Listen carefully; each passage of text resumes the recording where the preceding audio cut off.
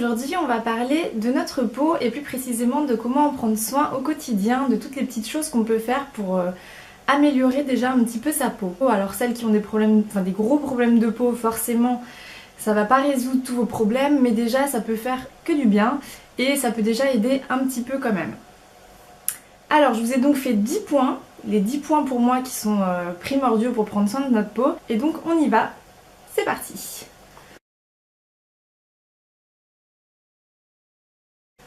Alors, premier point qui est très important, qui est la base de tout, c'est de bien déterminer son type de peau.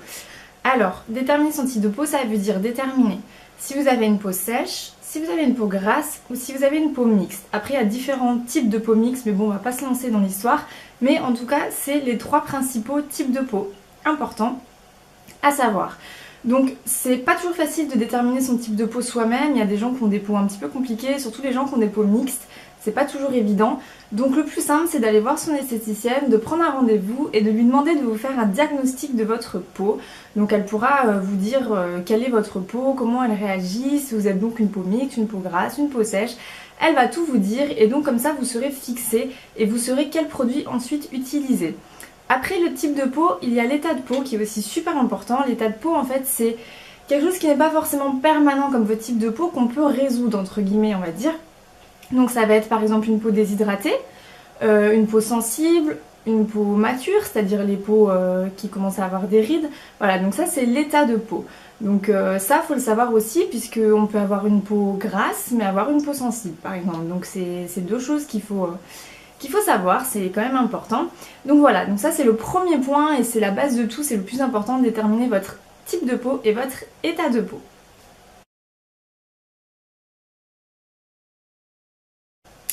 Deuxième point qui découle totalement du premier point, j'aurais même pu les mettre ensemble mais bon. Je préfère en faire un deuxième point. Une fois que vous avez déterminé votre type de peau et votre état de peau, il faut absolument utiliser des produits adaptés à votre peau. Alors je sais que c'est super dur, qu'on a envie de prendre la même crème que sa meilleure amie, qu'on a vu une super pub à la télé avec notre mannequin préféré et qu'on meurt d'envie d'avoir la même crème qu'elle, que quand vous êtes passé dans le rayon maquillage ou soins beauté etc, il y avait un super packaging qui donnait super envie, mais non les filles, il faut lutter, il faut choisir ses crèmes pas en fonction de la tête de la crème ou de si quelqu'un vous a dit qu'elle était bien, il faut la choisir en fonction de votre type de peau. Donc si vous avez une peau sèche, ne prenez que des produits adaptés à une peau sèche, sinon ça va être la cata. Et il y a beaucoup de filles qui disent mais je comprends pas, j'ai des problèmes de peau, j'ai des réactions bizarres, j'ai des boutons, etc. Pourtant j'utilise telle crème. Bah oui, mais si ça se trouve elle vous correspond pas du tout et ça se trouve vous avez la peau sèche et vous avez pris une crème pour peau grasse. Donc voilà. Essayez vraiment de prendre des produits adaptés, vous verrez que ça ira déjà beaucoup mieux.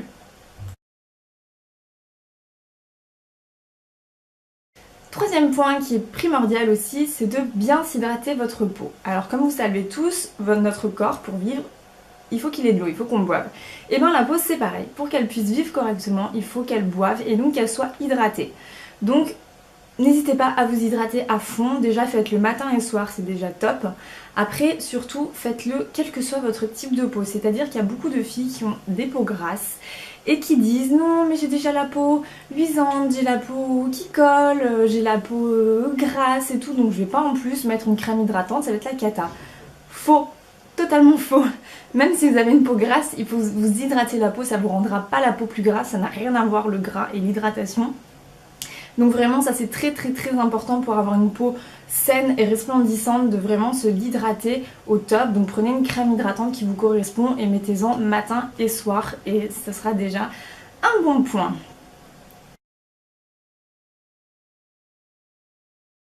Quatrième point, faire attention au soleil, donc protégez-vous du soleil. Alors je sais qu'on a toutes envie en été d'être super bronzé, d'être super canon, d'avoir un bronzage au top et surtout super rapidement, c'est surtout ça qui nous intéresse parce que s'il faut mettre 3 semaines c'est pas cool. Moi je bronze pas même au bout d'un mois donc comme ça c'est réglé. C'est une autre histoire, l'histoire de ma vie. Donc vraiment, où est-ce que j'en étais du coup oui, donc il faut absolument vous protéger la peau, prenez quand même des crèmes avec des indices élevés, vous inquiétez pas, vous bronzerez quand même. mais ça va vous protéger votre peau un minimum parce que on le voit pas quand on est jeune, on a l'impression qu'on peut faire n'importe quoi avec notre peau, que de toute façon on peut bronzer pendant des heures, c'est pas grave, rien ne peut nous arriver. Et ben c'est pas vrai, le problème c'est que quand on bronze, et ben quelques années plus tard, votre peau elle vous le fait remarquer, c'est-à-dire que vous avez la peau beaucoup plus ridée, vous allez vous retrouver avec des taches partout et vous allez avoir une peau fripée, enfin vous voyez vous-même les vieilles dames sur les plages souvent qui bronzent à longueur de journée, c'est des cadavres quoi, elles sont détruites. Donc vraiment faites attention à ça, c'est très très très important.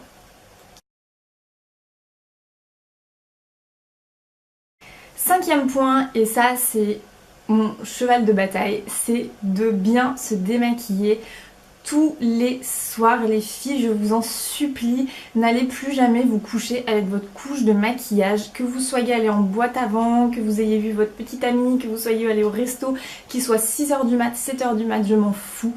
Arrêtez d'aller vous coucher avec le maquillage sur vous, c'est un meurtre pour votre peau.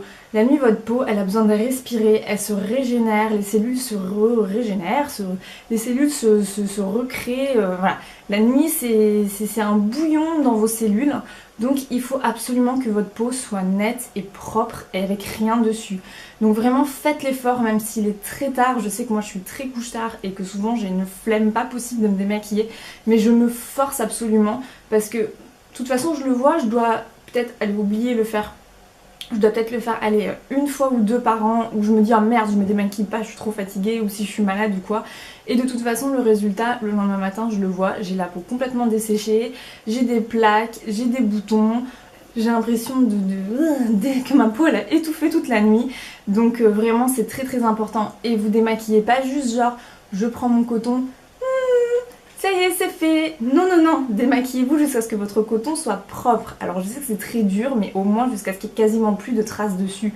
Parce que juste faire hop, hop, hop, hop, hop, c'est bon, je le jette et je vais me coucher, ça sert à rien, c'est encore pire parce que du coup il y a des résidus de démaquillant, enfin bon, bref. Démaquillez-vous à fond. C'est ma bataille, pitié les filles. Faites-moi ce plaisir au moins. Sixième point, laissez respirer sa peau.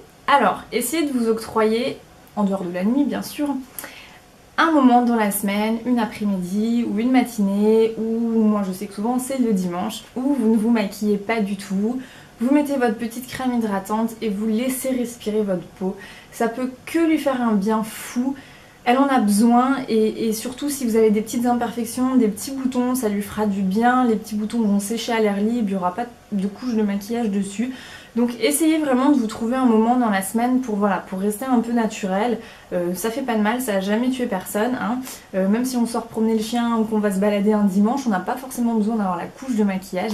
Donc voilà, essayez de vraiment faire ça, ça va la laisser respirer et vous allez voir que si vous avez des petits boutons, des petites imperfections, ça leur permettra de sécher un petit peu et ça leur fera un bien fou.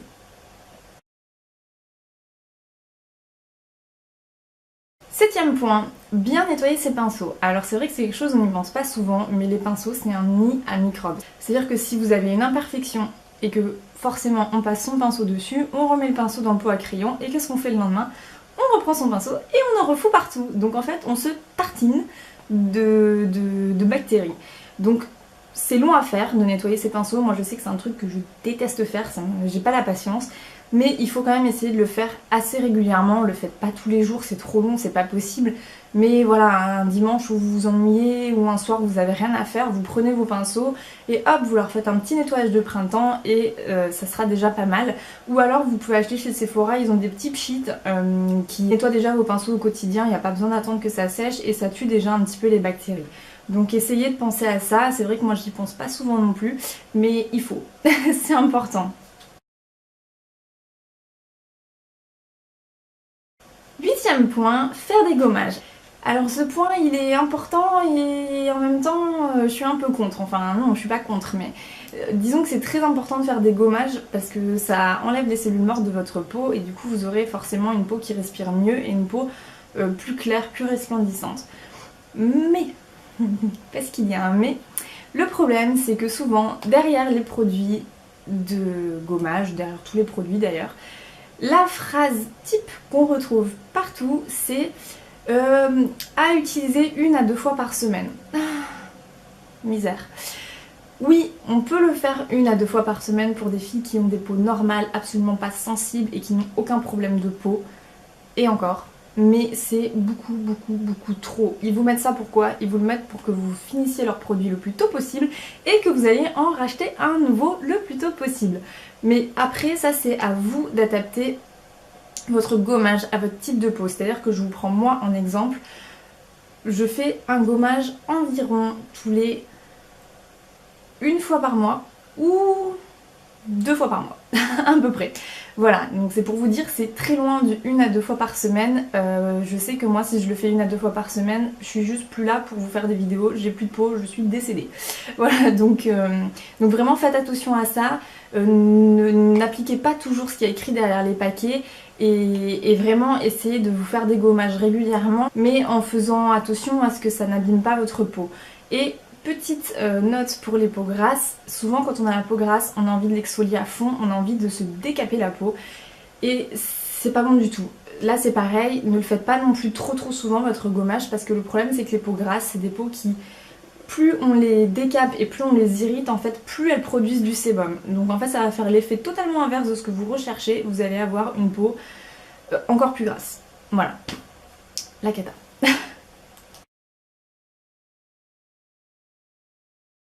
Neuvième point, essayez d'éviter de se toucher le visage avec les mains sales et de se toucher le visage tout court. Donc vraiment, moi je sais que c'est quelque chose, j'ai pris l'habitude et maintenant je le fais. Une fois que je suis maquillée, je ne me touche absolument plus le visage. Mes mains, je sais pas, il y a une espèce de bulle au-dessus de mon visage, je ne peux pas toucher mon visage, je ne touche jamais mon visage et ça me gratte, je gratte du bout de l'ongle, mais voilà, vraiment essayez de pas toucher votre visage. Si vous saviez les filles comme le monde extérieur il est sale, les pièces de monnaie, les billets, les barres dans les bus, tout, même quand vous allez faire vos courses, tout le monde a touché les produits, les a reposés, enfin c'est ignoble quoi quand on y pense, heureusement qu'on n'y pense pas tous les jours. Mais voilà, donc vraiment essayez de prendre l'habitude de plus toucher votre visage au quotidien. Il y a des gens qu'on voit, ils sont toute la journée là, ils parlent, ils se frottent le visage, ils se frottent le menton, c'est horrible. Donc voilà, essayez de bien faire ça et quand vous rentrez chez vous, lavez-vous bien les mains et surtout quand vous avez un petit bouton, une petite imperfection à retirer, si vous voulez vraiment la retirer, vous faites des petites poupées. Vous savez, vous enroulez des mouchoirs autour de votre doigt et puis vous percez votre bouton, votre point noir, mais surtout le faites pas avec des ongles sales ou des mains sales. Voilà. 10e point et le dernier, parce que la vidéo va être interminable, je suis désolée, je parle beaucoup. C'est quelque chose auquel on ne pense pas tout le temps et pourtant c'est très important, c'est de bien se nourrir. C'est-à-dire que c'est très important de mettre des produits on va dire extérieurement sur votre visage, mais il faut aussi que l'intérieur suive. Donc essayez de manger des choses pas trop grasses. Quand on mange gras, forcément ça ressort sur votre visage. Je dis pas que la graisse va ressortir sur votre visage, mais vous allez avoir plus souvent des petits boutons, des petites imperfections. Votre peau elle aime pas. Donc essayez de manger équilibré, de manger des légumes, de beaucoup boire forcément, parce que la crème hydratante ça hydrate, mais il faut boire aussi pour s'hydrater, l'intérieur et l'extérieur. Donc voilà, essayez d'avoir une alimentation relativement équilibrée ou en tout cas de ne pas trop abuser de sucreries et de gras pour que votre peau soit quand même resplendissante. Moi je sais que j'ai supprimé pas mal de plats de gras et de choses pas très bonnes et je le vois vraiment sur ma peau, j'ai plus de boutons, enfin j'en ai jamais vraiment eu mais j'avais souvent des petites imperfections par-ci par-là et je vois vraiment une grosse différence, donc pensez-y à ça les filles, c'est important. Voilà les filles, je vous ai parlé de mes 10 astuces pour avoir une belle peau, une peau saine. J'espère que je vous ai pas trop saoulée et voilà, j'espère que vous appliquerez quelques-uns de mes conseils et que vous verrez une différence. Je vous fais des gros bisous, je vous dis à très vite. Ciao ciao.